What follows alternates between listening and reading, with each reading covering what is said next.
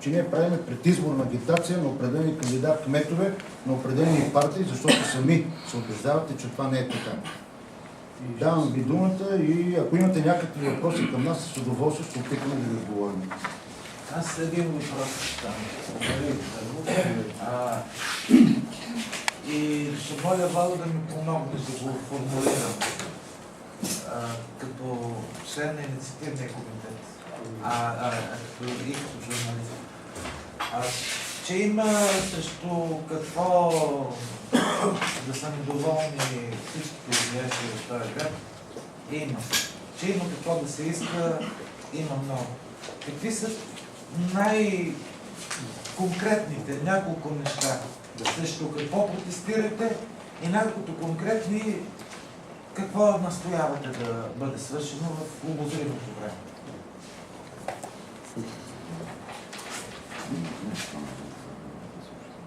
Аз мога да отговоря. Първо, ние протестираме срещу местната и срещу централната власт. Ние не протестираме изцяло срещу местната власт, защото знаем, че много проблеми са извън техните компетенции и отговорност. Но на първо място, и това, което е предизвикало този протест, е състоянието на инфраструктурата на града ни. Улиците, всички улици в града, малки, големи, булевар Панония, са в ужасно състояние. Значи, ние живеем в този град и всеки се съгласи с мене, че и преди не са били кой знае какво, но чак толкова зле никога не е било. Това е конкретно. И второто нещо, надлеза ни стои вече трета година. Аз мисля, че вече трета година стои затворен. Какъв е проблема? Да се оправят тези, да почне да се оправя инфраструктурата. Аз пак ще кажа, ние не протестираме само срещу последствията и резултатите, но и срещу причините. Но това са конкретни първи неща, които ние искаме да веднага да започне да се работи по това. Нашето послание като граждани е да спрем унищожаването на град Видин. В този момент искаме да акцентираме, като казах, че това е, което правиме в момента. Това няма да бъде нито първи, нито последния граждански протест. Който и да е на власт, трябва да знае, че в този град има граждани, които ще търсят отговорност за всяко едно дело. Също така ще се постараем да активираме и съдебната независима власт, която притежава и се разполага в най-хубавата сграда в град Видин. Искаме да знаем, ако има такива дела срещу бивши управляващи, има ли някакви резултати от всичката тази дейност през тези години. Всички сме свидетели, че се изнасят управленията на редица институции от града, така че не е само дупките и надлеза. Митницата управлението се измести от Видин, управлението на пристанището, управлението на граничния отряд. Нямаме кабинет по урология. Лом може да има едно село, така да се изразя, а ние ще ходим на прегледи в Лом. Просто има неща, които всичките ги знаем, но ги коментираме помежду си в кафета, в заведение, когато седнем на маса и някак си остава в пространството, че всичко е окей. Не е окей. И на 23-ти не само местната и държавната власт, централната власт ще разбере, че не е окей.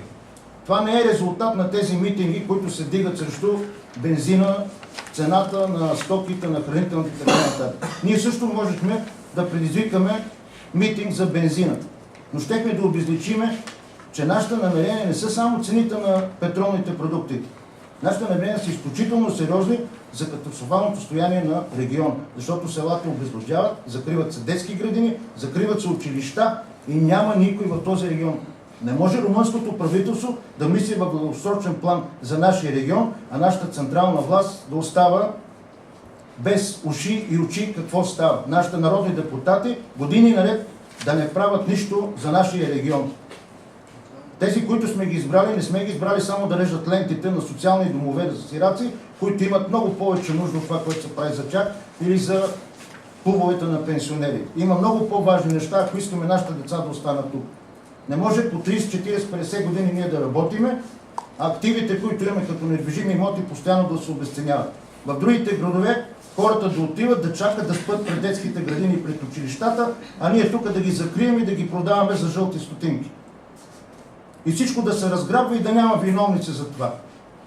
Затова сме граждани, всички заедно да се обединим в желанието си, в намеренията си, с делата си да покажем, че сме над партийните интереси.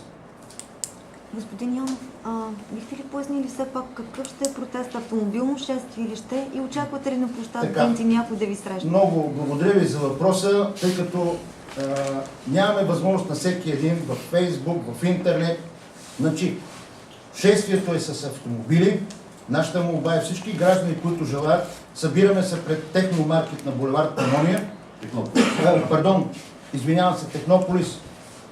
Това е в района на Кумбая. Редиме се колите с знамена, който има лични знамена, трикольори. Колкото сме имали възможност, според средствата и бюджета, с който разполагаме, ние ще дадеме. Имаме агитационни материали и оттам в колона се изнасяме с колите в посока по булевард Панония, на кръстовището на Кокиче, екс Йосиф и булевард Панония, завиваме и се насочваме към площада. В района на черквата очакваме хора, които нямат възможност с автомобили да излезат, да се присъединят към нашия граждански протест и пред общината завършваме, където ще направим един импровизиран митинг. Тъй като очакваме голяма част от нашето гражданство да ни подкрепи, имаме горещата молба да ни помогнат активните хора в този град, да няма никакви провокации, защото е нормално, когато има много хора, да има всякакви ексцесии. Искаме мирно да покажем своята гражданска позиция. Затова умоляваме да няма никакви провокации и хората да ни помагат. Защото не сме в състояние, ако се съберат повече хора, да организираме и да охраняваме този митинг. Знаем, че нещата са наболели и това ни е пределно ясно. Така, искам само да допълня господин Йонов, че шествието и самия митинг правим всичко възможно да направим. Има си комендант, има назначен комендант от наша страна, който активно работи, за да осигуриме точно това, да се предпазим от подобни ексцесии и разни провокации, които притесняваме се, че може да се появят. Но така че това, по този въпрос също сме помислили и сме го организирали. Надяваме се, че няма да стане. Всичко може да се очаква. Мога да ви кажа, че имаше желание с стотици хора да пристигнат и от София. Ние не се съгласихме. Не го приехме, поради това, че не ги познаваме и не знаем с какви намерения ще пристигнат до този митинг. Не трябва да се опоручава митинга, тъй като ако се дигнат партийни лозунги и се случи нещо подобно, това значи, че напразно сме го направили. Това ще бъде един повод да се отрече, да се заклейми и да се покаже, че се случва нещо друго, а не това, което ние искаме. Към края на митинга ще бъде връчена на представител на община Видин протестна декларация, която е адресирана към министър-председателя, на председателя на Народното събрание и също така към Общинския съвет, кмета и областния управител на Видин. Ще ги поканим да дойдат да я получат. Ако това не се случи, но се случи. Ще поканите ли депутатите? Нашето послание към всички институции в държавата. Към всички е...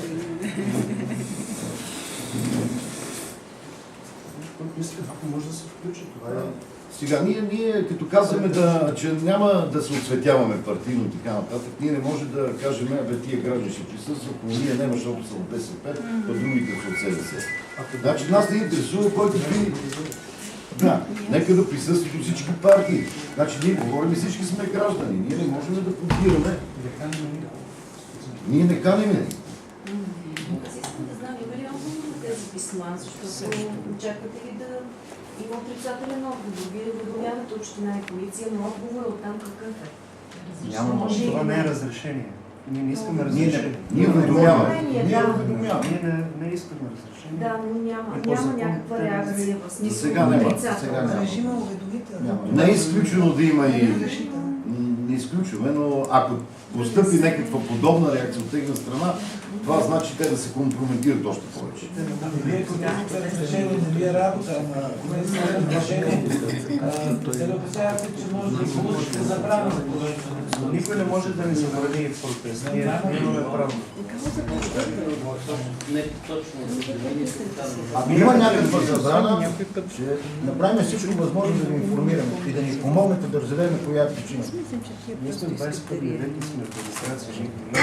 Постарали сме се много подобно да се запознаем с закона, всичко да бъде в законов ред, дано и те спазват това, което закона Съгласно закона, заповядва. 48 часа преди такъв граждански протест и происшествие, трябва да бъде уведомена общината на тяхна територия. А ние сме дали една седмица срок.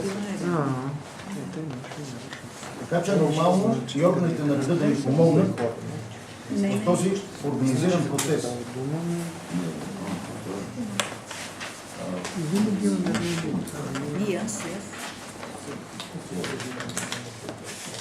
Да, на този граждански протест ще дадем възможност на всяко по един човек от ученическото съсловие, от безработните, от работници, от служащи и от пенсионерите да вземат своето отношение и да изразят своите позиции по един човек, защото времето, което сме го поискали, е ограничено, защото достатъчно много хора ще бъдат и не искаме да се разбонява. Знаеме, че всеки един е недоволен от доста неща, които се случват, но смятаме, че по един човек от гражданството на града може да изрази своята позиция.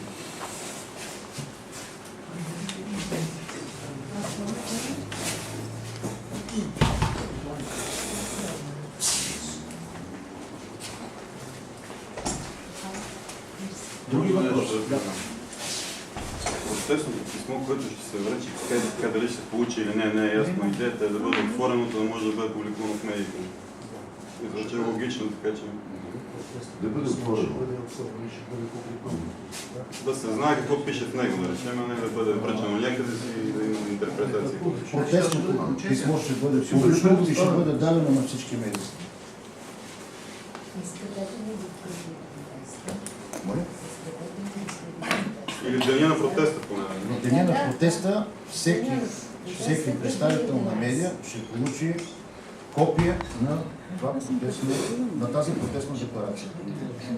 Искаме да ви убедим, че ще бъдете прекъснато информирани за всяко нещо, което се променя и Защо не се... го оповестите преди примерно 1 или 2 дни?